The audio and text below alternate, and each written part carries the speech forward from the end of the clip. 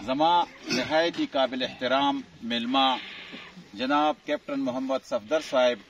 او زمنګ دی پی کې 39 لپاره نامزد امیدوار جناب عارف تنولی ایڈوکیٹ او زما ګرانو دی چټي کړم او د شاتو چغبټ سمبلبوټ چیجړی رونو وړوکو مشرانو نن الحمدلله دا یو عظیم کار شروع دی چې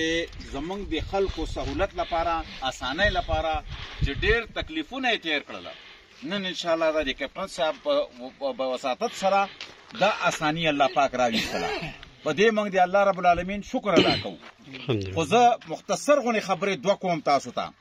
چې په دې علاقه منې کیپټن صاحب نه بغیر بل چا کار کړی دی تاسو جواب راکړئ نه دی کړی د کیپټن صاحب او میاں محمد نواز شریف صاحب حکومت کې چې د دې سخر او پلار دی د هغه په وجې سره دا کارونه دلته کې اوس لټولو نو دې کیپټن صاحب نه مخکې موږ له څوک پکار دی بیا نه دی پکار که نه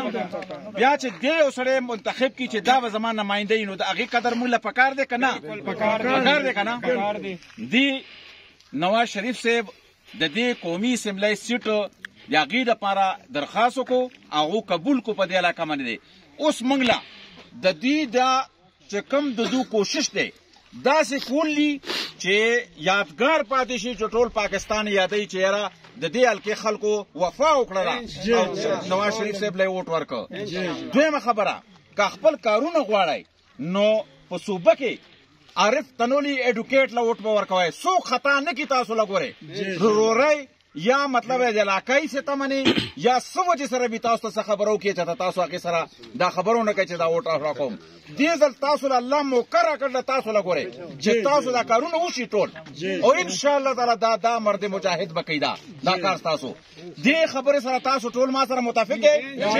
وعده ده د الله مخکې وعده ده چې قومي کې او صوبایي کې دواړه ووټه به راکوئ لاس اوچت کوئ وعده وکړئ الله سره لاس اوچت کوئ ټول لاس اوچت کوئ یو به لاس کته نه وی ټول اوچت کوئ لاس ټول انشاءالله تعالی اوس زه